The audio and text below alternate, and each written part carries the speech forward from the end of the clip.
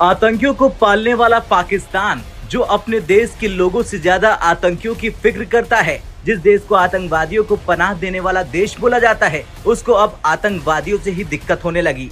दरअसल ये बात हम इसलिए कह रहे हैं क्योंकि पाकिस्तान के राजदूत मुनीर अकरम ने संयुक्त राष्ट्र में बड़ी अपील की कि आतंकी संगठनों से अवैध हथियार हासिल करने के लिए विशेष अभियान चलाएं।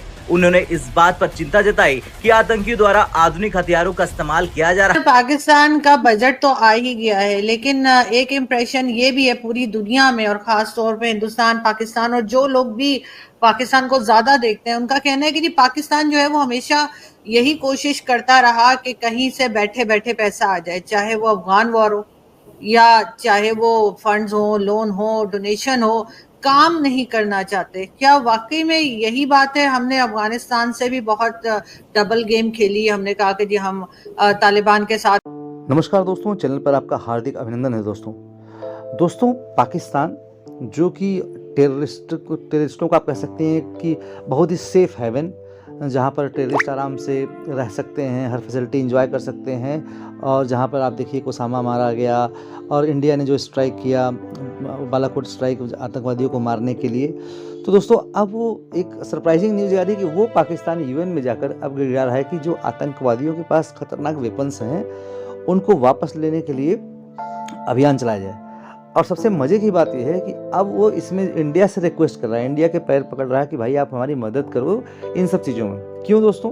क्योंकि अब बलूचिस्तान लिबरेशन आर्मी ने बलूचिस्तान से ठोकना शुरू कर दिया पाकिस्तानियों को, और पाकिस्तानी वहाँ से दुम दबा के भाग रहे हैं। अब इन्हें समझ नहीं आ रहा वो क्या रहा है, एक फ्रंट से बलूचिस्तान, दूसरे फ्रंट से अफगानिस्तान। तो अब इनकी ऐसी की तैसी हो रही है। तो पाकिस्तानी मीडिया अब इस न्यूज़ पर रिएक्ट कर रहा है। आइए देखते हैं पाकिस्तानी मीडिया का इस न्यूज़ पर क्या रिएक्शन है। इस तरह का बयान दे रहे हैं पाकिस्तान के राजदूत। इन्होंने जरा सा भी नहीं सोचा कि कश्मीर घाटी में जो पाकिस्तान से आतंकी आते हैं, उन्हें वो पाकिस्तानी सेना कौन से हथियार देकर भेजती है और कैसी कैसी ट्रेनिंग चलाती है। खैर कुछ भी हो, लेकिन अब खुद पाकिस्तान इस बात को मानने लगा है कि आतंकवादियों के साथ उसकी दाल नहीं गलने वाली। बता दें कि तहरीके तालिबान यानी टीटीपी एक प्रतिबंधित आतंकवादी संगठन है। ये संगठन पूरे पाकिस्तान में शरिया आधारित शासन स्थापित करने पर जोर देता है। तहरीके तालिबान यानी टीटीपी पाकिस्तान में ही अपनी सरकार के खिलाफ लड़ने वाला सबसे बड़ा आतंकवादी संगठन है। टीटीपी के निशाने पर अधिकतर पाकिस्तानी सेना या पुलिस की चौकियां ही रहती है। पाकिस्तानी फौज और आईएसआई उन आतंकवादियों के सामने बौनी नजर आ रही जिन्हें उसी ने पाला पोसा है। सेना अध्यक्ष मुनीर अकरम हो या फिर पाकिस्तान के प्रधानमंत्री शहबाज, टीटीपी को उनकी चेतावनी का रत्ती भर फर्क नहीं पड़ता है। पिछले दिनों पाकिस्तान के सेना अध्यक्ष असीम मुनीर अमेरिका गए हुए थे। बताया गया है कि उन्होंने वहां पर भी रोना धोना शुरू किया था कि उन्हें टीटीपी पीट रहा। ऐसे में आतंकवादी गुट को समाप्त करने के लिए उन्होंने अमेरिका से भी मदद मांगी थी। कश्मीर में जिहाद के नाम पर उसके इन्हीं आतंकियों ने क्या कुछ नहीं किया। अब बारी लाहौर, पेशावर और कराची की है। देखना तो ये होगा कि क्या टीटीपी पाकिस्तान को खत्म करने या फिर कोई दूसरा आतंकी संगठन पाकिस्तान को मिट्टी में मिलाता है। बात यह है कि ये बात अफसोस की है, और मगर ये बात, और जब हम बात करते हैं तो अपना गिरेबान ही चाक होता है या अपना गिरेबान ही में बात आती है। पाकिस्तान की 75 साल हिस्ट्री, खास तौर पे मईशत के जावियों के हिसाब से कोई एडमायरेबल और कमेंडेबल हिस्ट्री नहीं है, और हम बड़ी ताकतों के आलायकार बनकर दूसरों की जंग, या कह लें कि दूसरों के लिए जंग, या दूसरों को जंग का जगह प्रोवाइड करके पैसे लेकर अपनी रियासत को चलाते रहे हैं।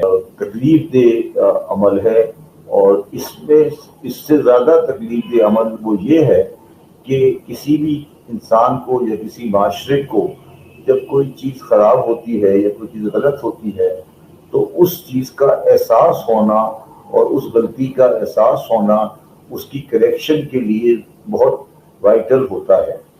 पाकिस्तान में जो सबसे बड़ी खराबी है वो ये नहीं है कि पाकिस्तान में माशी हालात ठीक नहीं है।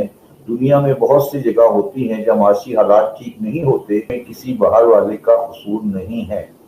और जिस तरह आपने कहा कि हमारी तो ख्वाहिश ये है कि किसी तरीके से अमेरिका और चाइना में जंग हो जाए तो हम 4 पैसे पकड़ लें। तो अफगानियों को खुली छुट्टी दी और वो आके ये कहना कि पाकिस्तान ने अफगानियों के नाम पे पैसे लिए हैं, ये बात ठीक नहीं है।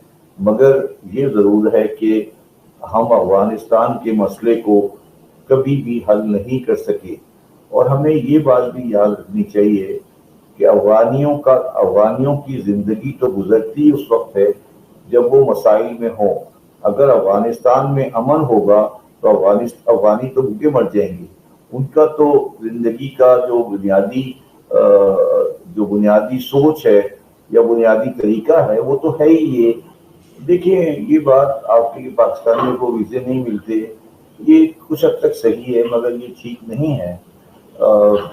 और मतलब मसला वो नहीं है जो हम समझ रहे हैं, मगर बात ये है कि हमें मसाइल हमारे साथ मौजूद हैं और हमें इन मसाइल के साथ को हल करना है। मुझे मेरे पास आए खाने के बाद उन्होंने मुझे एक वाकया सुनाया कि शायद वो डॉक्टर नजीबुल्लाह था या कोई और अफगानिस्तान प्रेसिडेंट था, वो कहीं किसी ज़माने में कराची में रह चुका था, तो वो मिराज अहमद खान साहब को जानता था। तो उसने मिराज अहमद खान साहब से कहा, वो मिराज अहमद खान साहब को लेकर प्रेसिडेंशियल हाउस में अपने जो अफगानिस्तान का प्रेसिडेंट पैलेस है उसमें चला गया और उसने मिराज खान को दिखाया। नहीं आरजू साहिबा, ऐसी बात नहीं है।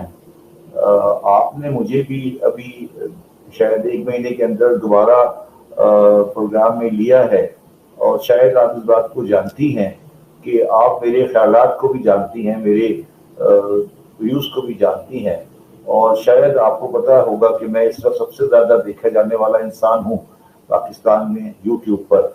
और आज ये हाल है कि जब मैं किसी बाजार में जाता हूँ तो लोग मेरे हाथ चूमने लगते हैं। आप भी मुझे इसलिए बुलाती होंगी कि आपका भी प्रोग्राम चलता है कि लोग मुझे सुनते हैं, मगर मैं सिर्फ ये कह रहा हूँ कि ये नहीं समझे कि हम पूरी कौम 25 करोड़ की जो कौम है वो सोच रही है जो आप हमें कह रही है। देखिए, मेरा पोजीशन इंडिया पाकिस्तान रिलेशन पर आपको सबके सामने वाजे है। मेरा जो अपनी पोजीशन है, मैं समझता हूँ कि इंडियो पाकिस्तान रिलेशंस को इम्प्रूव होने में कोई वजह नहीं है। और शायद आपको ये बात पता हो या नहीं हो, आज भी पाकिस्तान में जितनी दवाएं बनती हैं उनका मेजर रॉ मटेरियल इंडिया से आता है। तो ये अगर कोई ये समझता है कि पाकिस्तान और भारत के ताल्लुकात ऐसे ही रहे। दोस्तों, पाकिस्तानियों को सुनकर हंसी आती है। कहाँ से आते हैं ऐसे लोग? ऐसा लगता है ये लोग हमारे गोले के नहीं हैं, किसी और गोले से आए हैं। कितने तेजस्वी हैं ये लोग। आप सभी हंसते रहिए और पाकिस्तानी कॉमेडी का मज़ा लेते रहिए और चैनल को सब्सक्राइब करना और शेयर करना ना भूलें। धन्यवाद।